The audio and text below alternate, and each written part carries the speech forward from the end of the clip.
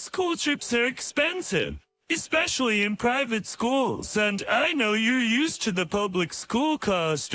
It's pointless for you to try and afford to go. No worries.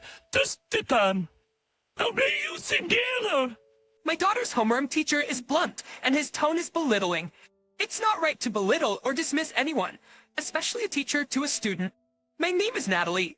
My brother and I lost our parents in a fatal car accident when we were young. I was 8 and my brother was 15. When they passed, the rest of the family was left to figure out what to do with us. Our parents didn't have a lot of family, and no one was financially stable or secure enough to take us both in. We can't keep them both in, because we can barely raise one. We already have 2 kids ourselves. Double the kids? So we realized that all we had in this life now was each other. I was only in 3rd grade. I clung to my brother hard. I was constantly crying. My brother was upset that he couldn't fix the things that I was going through. At 15, he's barely an adult and barely a kid. He could only do so much. One relative finally agreed to take me in. I'm sorry, we can't have the both of you here with us, but we figured one of you could stay here and the other would have to stay in a foster home or a shelter. Please look after her. I'll take the foster home. Bye. My brother insisted. He had no problem sacrificing that for me. Howie, I'll be fine. Just because I'll be in foster care, it doesn't mean that I won't be well taken care of. He was holding my hand tight and assured me that I deserve this, that he wants this for me. I felt the warmth in his hand, and before I knew it, I was crying and begging him to stay. The family that took me in must not have been too excited, because it always felt like I was a stranger living in their home, like there was an unspoken divide between us. I felt alone. The shelter that my brother ended up residing in was far. The long distance was hard, but we kept in contact by talking to each other on the phone when we could. I know that I was living with my family, but to me the only family that I had was my brother. But my brother wasn't there. So the feeling of loneliness started to grow. I love to pick up on what I feel and free my mind and be creative with my outlets. The more that feeling of isolation grew, the stronger my emotions became. It led to me shutting the world out and staying inside of my little shell. As I went through middle school and high school, the feeling of loneliness continued to follow me. I started to create exciting stories, and it came to me naturally. Exponentially, I showed my brother some of my writing. He complimented my work and told me that I should continue to write and encouraged me to do so, as he believed it was something special. After I graduated, I immediately started to look for work. That's an avid reader. I managed to find a job at a small publishing company for literary magazines. If the company was any bigger, I would not have applied. I pour my entire heart into my writing. I'm pretty obsessed, and I wanted to repay my family that took me in and reassure my brother that I'm okay. It was hard at first, transitioning into my first job and then learning from my mistakes, but I continued to do my best. And before I knew it, I'd been there for 5 years. At the time, I was working in the editorial department for one of the main writers. This writer had great potential for the company and even won a recognition award for his work. As the editor in charge, I tried my absolute best to help him. When he got stuck with a concept, I offered him some of my creative insights and feedback. Receiving that approval and praise from your boss as an editor felt amazing. 2 years later, we were really close and formed a solid bond with our work relationship. And so then it led him to say, "Natalie, you are the perfect partner at my work. I know you are the most perfect partner in my life. Will you marry me?" When he asked, I was completely taken off guard. It was so unexpected, especially since we aren't even openly dating or romantically involved. I mean, given the close working relationship, we do know a lot and enough about each other. So I decided, yes, I want to be with you forever. And the words felt natural. My brother was so happy for us. I hadn't seen him much since we lived apart, and he was coming to the wedding. I was so excited to see him again. My husband knew he'd be coming and how important it was for me and my brother to have that quality time together. While catching up, he tells me that he started involving himself with the shelter and the kids there. He tells me that he helps provide not just in funding for the shelter, but is actively involved in the kids' lives to provide guidance and support. Now, they're all good kids, but there's one in particular that stands out to me. He has that inner drive, and he's a hard worker. I can tell he looks up to me. He even calls me Big Bro. He was beaming. I was proud of him. 2 years into the marriage, and we were preparing to welcome a new life. My husband's writing was going well and gaining notoriety. It's because of your advice and support. Thank you, always, just Max die. I love you, trust best friend. Fight. He always knew how to make me feel so valued. Our beautiful child was then born. We named her Nicole, and she was full of energy, and we were full of bliss. My life was full with my loving husband and beautiful daughter. One day, I looked in the mirror and noticed that the loneliness and depression that I felt before had somehow disappeared. And so, I smiled back at myself in the mirror, full of gratitude for surviving. Nicole grew to be a gentle and intelligent kid before we knew it. My husband and I decided to send her through private school education. The school we found prided itself in raising independent and free-minded children with the perfect balance of academics, athletics, and arts. Nicole flourished at the school. My husband and I were also thriving in our careers. By the time Nicole was starting 4th grade, we got some news about my husband. My husband was diagnosed with terminal cancer. The cancer spread and grew quickly in my seemingly healthy husband. By the time we found out, it was too late for treatment. We arrived together at the hospital, but I went home alone. I was with him, praying to God for any hope that he could recover, but God had other plans. I was terrified because I thought the loneliness would come back, but this time, I have Nicole. I wasn't completely alone, and I had to push through for her. It's different this time, and giving myself that mindset helped me move forward. So my daughter and I continued to live life and lean on each other. My V1 life was even more meaningful to me, and I knew never to take a single moment for granted. Then Nicole finished 4th grade and was about to start her final year of elementary school. Having a new teacher and classmates is nerve-wracking, but she knew that she would be okay. By the time the first semester came to an end, I noticed that she stopped talking to me about school altogether. After spring break and the start of the 2nd semester of 5th grade, she was only getting more distant. My main concern was that she wasn't enjoying school or being picked on by other kids. As the 2nd semester came to its end, nothing had changed until today. I had to ask her what was going on. I couldn't take it anymore. Hi, I'm Nicole, it's it. I'm in the 5th grade. Last year, I lost my dad, and my mom and I were really sad, but my uncle helped us get through it. I'm so glad that my mom was able to grieve and recover. I was so excited to start 5th grade, even though I knew I would have a new teacher and classmates. Besides my friend from last year, my teacher told us that he's 28 and in his 6th year of teaching. He gives off an older, obnoxious brother vibe. He wanted to interview us based on our answers one-on-one. He was calling us in alphabetical order, and it was finally my turn. The Swadies, it's quite got as not most. Oh, your favorite subject is English, huh? Oh, shares. I English too. I love to read books. And you also wrote that your dad passed last year, and your mom is raising you as a single mother, a crucial there.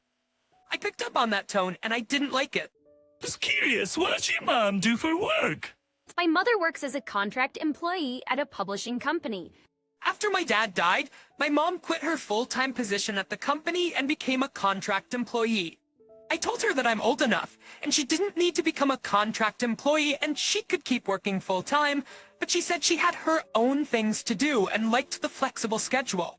As contracts employee. Hey, so might as well just say you work part-time. Waste time, Mirbash. Jag kan se you can afford this school. Yes, be struggling. Clearly, my teacher assumed we were struggling, just getting by. It didn't sound like it was coming from a genuine place. As we continued, he said some more weird remarks about our money issues, like he felt bad for me, like we were pathetic. I was honestly triggered by how he was during that talk, so I tried to avoid him as much as I could after that. It didn't matter because he still came up to me. He would come up to me before or after class, knowing I would be alone and say things like, "Not having enough is stressful, isn't it? Is your mom still working part-time? Are you able to afford tuition for next semester?" I try my best to ignore him and be the bigger person. I tried to argue back once and tell him I wasn't even poor, but he just continued anyway, so I am better off keeping to myself. He laughs and claims I don't argue back because I know he's right. I was not going to have my mom involved, so I just stopped talking to her about school altogether. I know Mom noticed and started to worry anyway. Thanks over spring break, my teacher assigned us a book to read. He picked a book that he thought everyone would enjoy. The book was a popular novel by an author named Kiri. The main character had a poor and difficult childhood, but eventually overcame his struggles and became successful. My teacher was inspired by this story. After class, he noticed I was alone, and he came up to me again. So that book starts off with that poor infant childhood. I'm sure that might hit a few spots since you can relate. And he eventually becomes successful, which is clearly not realistic, because life is not a fantasy. Let's be real. A struggle only ever knows struggle. Just play sports where the poor stay poor. It's a cycle. You know, alright? Well, what you mean, butter? And he just walked away, laughing loudly at himself and sarcastically apologizing that I had to read it. I was so helpless and alone. I couldn't believe I had him as a teacher. I started spring break and was dreading going back to school. I wanted to change my attitude this next semester so that my mom could stop worrying about me. My teacher's attitude didn't change though, and they kept picking on me. I couldn't understand how he just kept taunting me and enjoying it. I just kept ignoring him until one day I snapped back. He wasn't expecting it, but he was speechless, and then he was pissed. He replied, "You rebellious poor kid. I'll remember this as he was walking away. This is why I should have just ignored him." At the end of the year, there's an annual 5th grade field trip that takes place. Even though it's not even time for the trip yet, everyone is excited for it and starts talking about it in class. The teacher found his way to me again. School trips are expensive, a big difference compared to public school trips. I wonder if you'll have to sell your house to try and go. I'm looking forward to going on the trip with everyone. I'll be here, but you know it's all good if you can't make it. The trip is a luxury, and for you, the necessities are more important. Don't try too hard to keep up. We all know it's better off if you just stayed home. He even said that it would be better off for the school if I didn't come. He's definitely trying to get his payback for me snapping back. I figured, one day, my classmate had their Nintendo Switch stolen from their book bag and started to question everyone. We weren't even allowed to bring stuff like that to school anyway. But the teacher stated to the class, "There are some kids in this class from poor families who can't even afford to buy a Switch." They might have been jealous and taken it. You never know. He didn't spell it out, but he was implying that I was the one who could have done it and looked right at me saying it. My friends started to question me. If I tried to stick up for myself, he'd probably say something smart back like, "I didn't say it was you, but can you not afford a Switch?" So I just held it all in. Eventually, the Switch was found.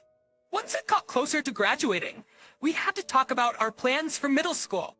This time, it was to confirm our classes for middle school, and a separate conference with the parents would be held.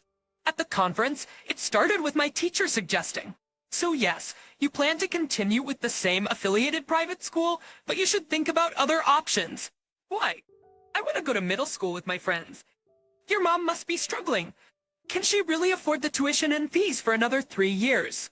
I think it's better for you and your family to go to a public school that suits your means. If you're poor, you're poor. Stupid to overextend yourself? The teacher continued to be belittling, and I couldn't take it anymore. So I got up from my chair, and I slammed the door on the way out. I was crying the entire way home. I was so frustrated with him. When I got home, my mom sat me down to ask me what's been really going on. So, I told her the truth. I am literally speechless at what my daughter just told me. I had no idea my daughter was being harassed at school. And I never thought that it would be her teacher, of all people. Thoroughly, and my baby didn't want me to worry, so she kept it all in and dealt with it herself. I hugged my daughter and cried and apologized for her suffering. I had to go to the school and talk to the teacher immediately. I decided to record our conversation on my phone, just in case. This is unexpected and sudden. I'd assume you'd be working hard just as I am. His response only proved my daughter's story more. I asked why he would even have the nerve to say all of the awful things he has said to Nicole. I had to tell her because she wouldn't have learned otherwise. As a teacher, it's my job. But evidently, you don't realize it for yourself. Look, if you're financially unstable, you should just have her attend public school. I mean, otherwise, it's all for show. We've never had to worry about money in our life. That's a front right there if I ever heard one.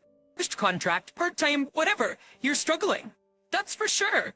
He interrupted me constantly and talked loudly over anything I had to say.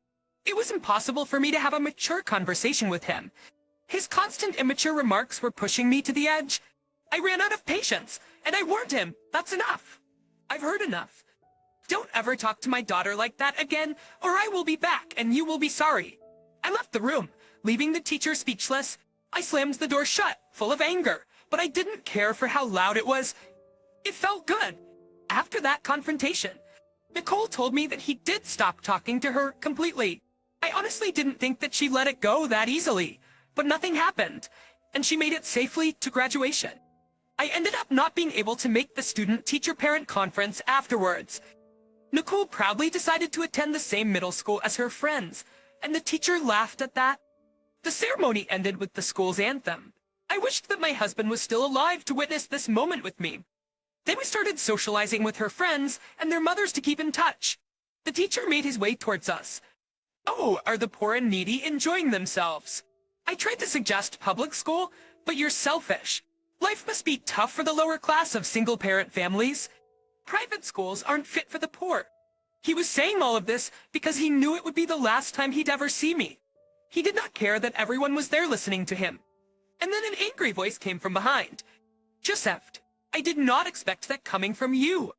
You are absolutely not suited to be a teacher. Usually my brother can keep his composure, especially in public, but he was fuming. Kevin, big bro, what are you doing here? He was not expecting to see him. What were you even saying? You, of all people, know the prejudice and struggle of growing up with a single mother and poor upbringing, especially since we both survived the same shelter. How could you be so low to someone when you know exactly how they feel? Joseph and my brother met at the shelter. Joseph looked up to my brother growing up, and he was there to help him. Joseph considered him a big bro. My brother supported his dreams of becoming a teacher, and it was him who recommended Joseph to this school once he got his teaching degree. He worked in education himself and provided resources for kids to have a bright future in education, thinking it would be their best chance at a bright future. He had a lot of supporters because of his dedication and vision.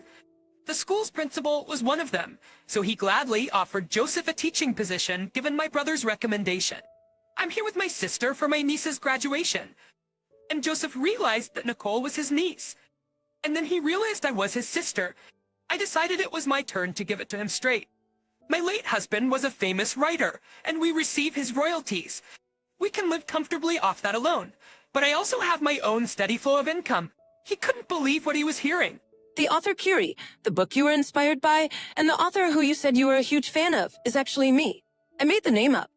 It's a pseudonym, so you could imagine the sufficient amount I earned from that alone, too. My husband and I enjoyed collaborating, but I wanted to write something for myself, to put into writing the idea that I had for this novel. And he supported my dream, so I started to write. The more I wrote, the better the writing got. When my husband passed away, I could have completely stopped working, but I don't mind staying because I value the company. That's how I could finally finish writing my book. Joseph directly related to the author in the story with his upbringing and childhood. However, Joseph resented his past and pitied single mothers, so he responded by belittling people. He projected his frustration out on my daughter, someone he knew whose mother must have been struggling. But that is not okay to do, especially if you are a teacher. You are not suitable to be a teacher. Do something else. He didn't say anything back and instead fell on his knees and started to cry in front of everyone. My brother reported him to the principal, and he was fired shortly after that. I provided the principal with some recorded evidence. It was from when I met and confronted Joseph about his behavior. My brother listened to it and was speechless. He said he was disappointed to see that this was who Joseph turned out to be. It'll be difficult for Joseph to continue teaching. Given his attitude and personality, it's doubtful he'll even last in the profession. I made a bad judgment call there. Hey, don't worry. People like that are rare. Otherwise, this world would be completely doomed. I hope I never grow up to be like that. What a teacher. My brother laughed. And hey, you should start focusing on your happiness. What are you talking about? You could also start dating yourself and be even happier. As long as she's happy. I'm happy, but a new dad? My daughter wise beyond her years. She is my happiness, What is it that makes us feel so alone? Is it just in our heads? Or is it because we close our hearts off and choose not to see the beautiful things right in front of us? I know the answer is only found by looking deep inside the heart. You have provided